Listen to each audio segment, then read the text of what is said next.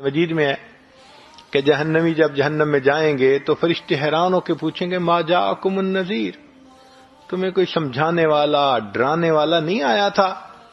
قالوا بلا قد جاءنا نذیر، کہیں گے ہاں آئے تو تھے سکھانے والے، سمجھانے والے، ڈرانے والے، ہم نے ان کی بات پہ توجہ ہی نہیں کی، ہم نے کہا کوئی چیز نازل نہیں ہوئی، فلاں نہیں فلاں نہیں، اور آخر پر نتیجہ نکالیں گے لو کنا نسمع، اے کاش اگر ہم سنتے ان کی بات، او نعقلو، یا ہمارے اندر عقل کی رتی ہوتی، ما کننا فی اصحاب السعیر، ہم دوزخ میں جانے والوں میں سے نہ بنتے، فاعترفوا بذنبہم فسحقا لاصحاب السعیر۔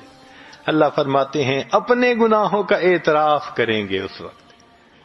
تو بھئی یا تو دنیا میں اعتراف کر لیں اللہ کے سامنے تنہائی میں بیٹھ کے اور معافی مانگ لیں، ورنہ پھر جہنم میں جا کے تو ہر بندے کو اعتراف کرنا ہی پڑے گا۔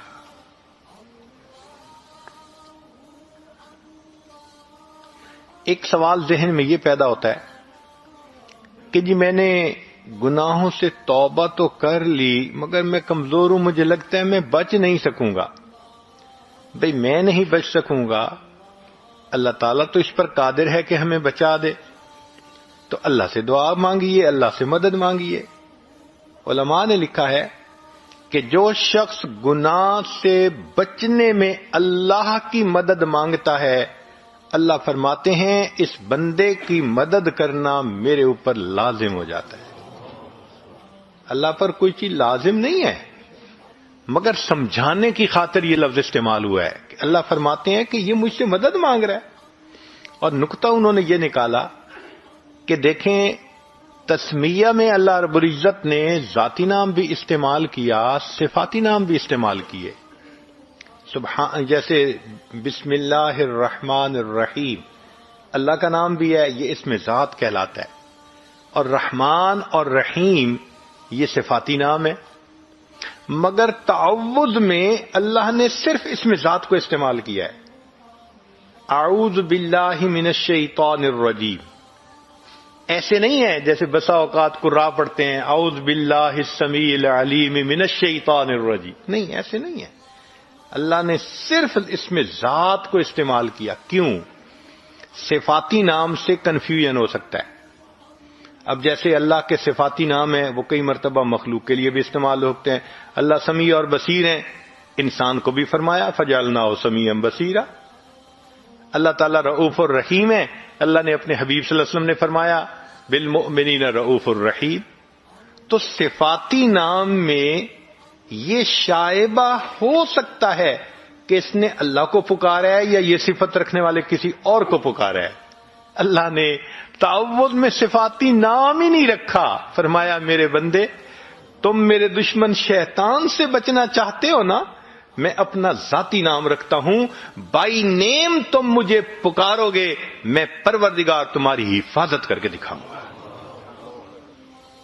تو جو بندہ گناہوں سے بچنے کے لیے اللہ سے مدد مانگتا ہے نا، یقیناً اللہ کی مدد اترتی ہے۔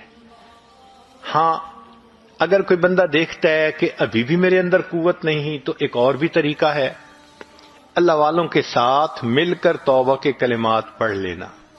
ہم نے دیکھا ہے اپنے شیخ حضرت مرشد عالم رحمت اللہ علیہ کو، ان کی صحبت میں بہت بگڑے ہوئے نوجوان آتے تھے، توبہ کے کلمات پڑھتے تھے، ان کی زندگیاں بدل جاتی تھیں۔ یہ جو مل کے توبہ کے کلمات پڑھنے ہیں اس کی بھی اہمیت ہے۔ دیکھیے قرآن مجید میں اللہ فرماتے ہیں فَاسْتَقِمْ كَمَا أُمِرْتَ وَمَنْ تَابَ مَعَكَ، اے میرے محبوب صلی اللہ علیہ وسلم اب بالکل شریعت پر جمے رہیے، اور جو آپ کے ساتھ توبہ طائب ہوئے۔ یہ جو تابا معک کا لفظ ہے نا قرآن کا، یہ بتا رہا ہے کہ یہ بھی ایک فضیلت ہوتی ہے، یہ بھی ایک نسبت ہوتی ہے جو صحابہ کو نبی علیہ السلام سے حاصل کر لی تھی، اللہ نے اس کی لاج رکھی۔ پھر تو یہ جو کسی کے ساتھ مل کے توبہ کے کلمات پڑھ لیتے ہیں، اس سے اللہ تعالیٰ انسان کو پھر نیکی کی توفیق عطا فرما دیتے ہیں۔ کبھی کبھی ذہن میں یہ بھی خیال آتا ہے اچھا جی میں توبہ کر لوں گا، اللہ بڑا رحیم ہے، اللہ نے کسی کو تو معاف کرنا ہی ہے، اللہ معاف کر دے گا۔ بھئی اللہ رحیم ہے، معاف کر دیں گے، یہاں تک تو بات ہے صحیح، لیکن اگر موت کے وقت ایمان ہی سلامت نہ رہا تو پھر کیا بنے گا؟ حدیث پاک میں ہے کتنے لوگ ہوتے ہیں ان کے نام ساری زندگی مسلمانوں کی فہرست میں رہتے ہیں، موت کا وقت آتا ہے ان کا نام مسلمانوں کی فہرست سے خارج کر دیا جاتا ہے۔ کتنے لوگ ہوں گے قرب قیامت میں یصبح مؤمنا و یمسی کافرا، نبی اسلام نے فرمایا صبح اٹھیں گے ایمان والے ہوں گے، شام سونے کے لیے بستر پہ جائیں گے ایمان سے خالی ہوں گے۔ تو بھائی یہ جو ایمان سلب ہونے کی بھی باتیں ہیں، کہیں ایسا تو نہیں کہ گناہوں کے بد اثرات کی وجہ سے ایمان ہی سلب ہو جائے، پھر کیا بنے گا؟ رحمت تو ہوگی نا ان کے لیے جو ایمان کے ساتھ چلے گئے، اور ایمان سے ہی محروم تو پھر کہاں سے رحمت کا سوال پیدا ہوا؟